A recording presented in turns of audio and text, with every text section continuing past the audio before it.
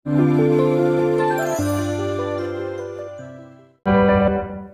जिस निबंध को हम पढ़ने जा रहे हैं वह एक महत्वपूर्ण विषय है, भारतीय समाज में नारी का स्थान। निबंध की प्रस्तावना। स्त्री और पुरुष एक रथ के दो पहियों के समान हैं। जिस प्रकार तार के बिना वीणा एवं धुरी के बिना रथ महत्वहीन होता है, ठीक उसी प्रकार नारी के बिना पुरुष जीवन अधूरा होता है। नारी सृजन रचना की पूर्णता है। नारी में माता, बहन, दादी, नानी, प्रेयसी आदि जैसे अनेक रूप होते हैं। सम परिस्थितियों में वह देवी है तो विषम परिस्थितियों में दुर्गा भवानी बन जाती है। नारी और पुरुष सृष्टि चक्र में एक दूसरे के पूरक हैं। जयशंकर प्रसाद ने कामायनी के लज्जा सर्ग में यह बात कही थी।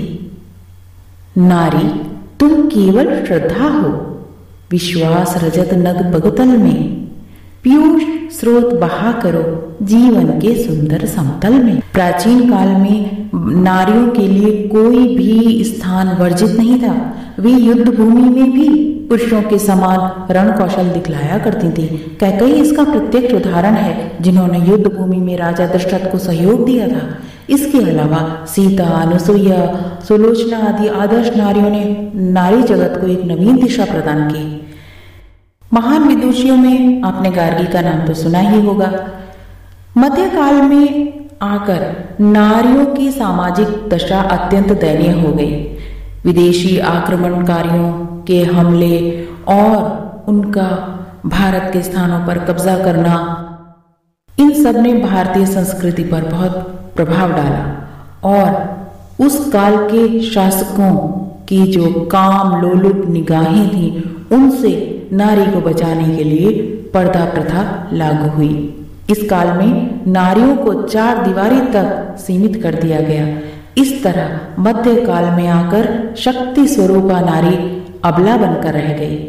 गुप्त जी ने कुछ पंक्तियां लिखी थीं जो इस काल की नारी के लिए बहुत ही सटीक मालूम पड़ती हैं।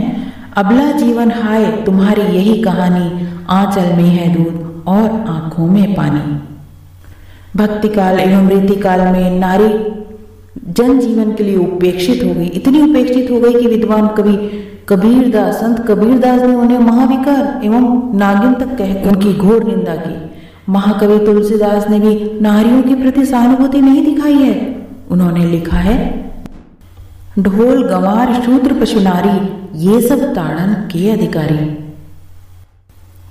रीतिकाल में जो कवि हैं, उन्होंने नारी को भोग विलास की वस्तु बना डाला। इस काल के कवियों ने नारी के नख से शिख तक का वर्णन कैसे किया है, उनकी रचनाओं में अगर हम पढ़ेंगे तो इसका ज्ञान होता है। श्रृंगार रस के कवि बिहारी ने लिखा है, जीने पट में झुलमी झलकती ओग अपार, सुरतरु की मनु सिंधु में लसती सब पल्लव डार।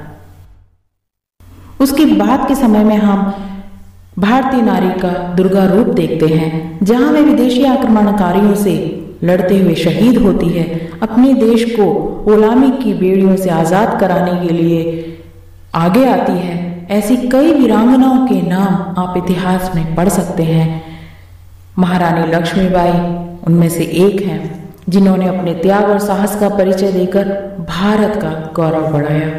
सन 1857 की क्रांति में रानी लक्ष्मीबाई ने अंग्रेजों के दांत खट्टे कर दिए थे, जिसे इतिहास कभी भुला नहीं सकता है। सुभद्रा कुमारी चौहान ने लिखा, चमक उठी सन 57 में वह तलवार पुरानी थी, बुंदे ले हर बोलों के मुंह हमने सुनी कहानी थी। आधुनिक काल में बंगाल के राजा राम मोहन राय और उत्तर भारत के दयानंद सरस्वती ने नारी को पुरुषों के अत्याचार से मुक्त कराने के लिए क्रांति का बिगुल बजाया।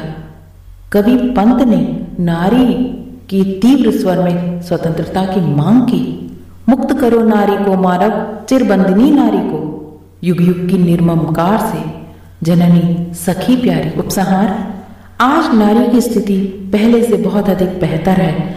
आज भारत के प्रगति के हर क्षेत्र में नारियां पुरुषों के साथ कंधे से कंधा मिलाकर आगे बढ़ रही हैं। एक तरफ हमारी बेटियां ओलंपिक में गोल्ड मेडल, स्वर्ण पदक जीत कर आ रही हैं, तो दूसरी तरफ हमारे समाज के कुछ असामाजिक तत्व उनके विकास में बाधा बने हुए हैं।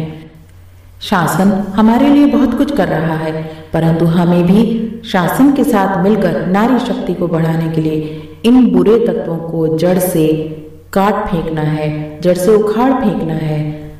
भारत देश जिसमें नारी को देवी के रूप में पूजा जाता है, उसमें नारी को पहले जैसा सम्मान वापस दिलाना है और इस कहावत को चरितार्थ करना है, यत्र नार्यस्ते पूज्यन्ते रमन्ते तत्र देवता। तो यह था निबंध भारतीय समाज में नारी का स्थान। एक अच्छे निबंध का उदाहरण है यह भी, क्योंकि भाषा सरल सहज है और बहुत ही अच्छी तरह से विचारों को व्यवस्थित करके सुगठित रूप में लिखा गया है। साथ ही साथ इसमें उक्तियों का प्रयोग भी सुरुचिपूर्ण ढंग से किया गया है। आशा है यह प्रयास आपको पसंद आया होगा।